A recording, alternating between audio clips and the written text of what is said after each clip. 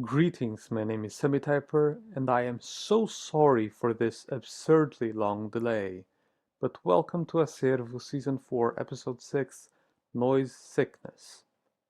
As the group descended deeper and deeper down the cave, they couldn't have possibly known the dangerous substance they were about to find. Glittering in a hidden crevice, a small patch of a flowering silvery liquid with an appearance like that of TV static. Alice approached it slowly to investigate. There was a slow hum that appeared to be coming from that substance.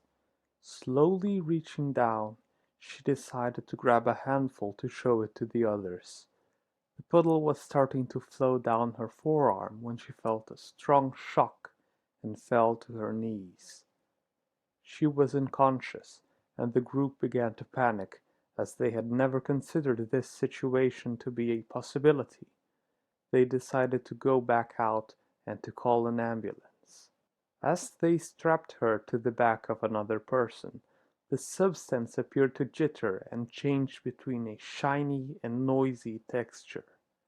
Everyone avoided touching that, fearing that they might be next. The mind of Alice was beginning to change in ways that no one could have foreseen. Her face contorted into several painful expressions. To Alice, the moment that substance began dripping and she fell unconscious was just happening to her body, not to her mind. She still felt perfectly awake, but her body was limp and unresponsive to her. She wanted to scream. She was in pain and she was afraid. She watched in horror as people panicked, as everyone, including Alice herself, thought she was about to die. However, to her, as everything continued going on, time was slowing down and the cave was getting brighter and brighter. She soon found herself in a dimension full of white. Her body itched and tingled.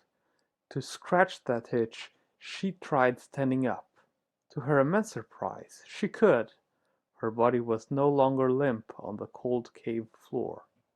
She looked around and saw nothing other than herself, a dot of life in the place of infinite white. Her itch was getting worse, right in the palm of her hand where she grasped the suspicious substance.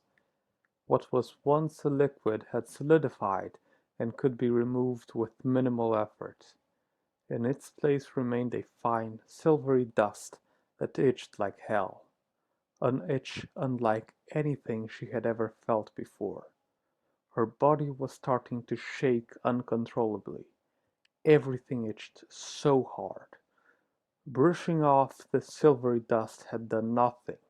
She was starting to convince herself that this empty realm of infinite white, this realm where she was alone, unable to relieve the itching in her skin, was her personal hell.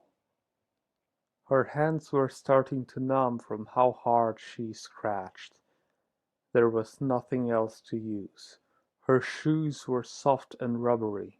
The clothes weren't sufficiently rough, and biting herself did nothing. "What have I ever done to deserve this?" she thought to herself. "What have I ever done to deserve this?" She screamed at the emptiness. No response. There were only her, the itching, and nothing else. To the group outside, after what felt like hours, they saw the sky. One of them rapidly took out their phone and ran from place to place trying to find some form of signal, but the forest was thick and there seemed to be no towers nearby. They ran and called for the remainder to follow. Soon enough they managed to find a road and to get some signal there. In between heavy breaths they called for an ambulance. The group was walking slowly by the side of the road. A road very old and not really used a lot. They managed to find a bus shelter and decided to wait for the ambulance there. One of them looked around to analyze the place. "Hey, This isn't the road we took to get here. Weren't there frequent buses and cars passing through the other one? Why didn't we take that one instead? And another member of the group, the person who first called for help, answered bluntly, I don't know, Dan.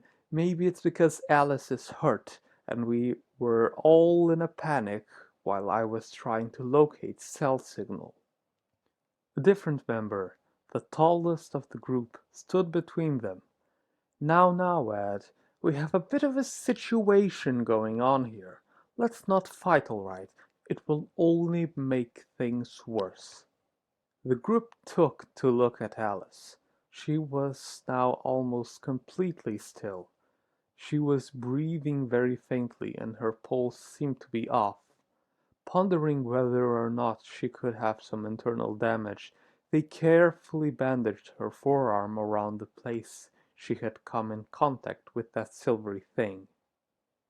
They raised her as they heard the sirens of the ambulance coming. Ed and Dan gestured while Liam held her. The paramedics strapped her and soon began trying to see what they could do to help. Though it appeared to be too late, it seemed as if Alice was already gone. The breathing stopped and she started to turn pale. The members of the group watched in horror as the paramedics tried their hardest to save her. Ed was shaking while Dan muttered and stuttered her name. Liam was dead silent.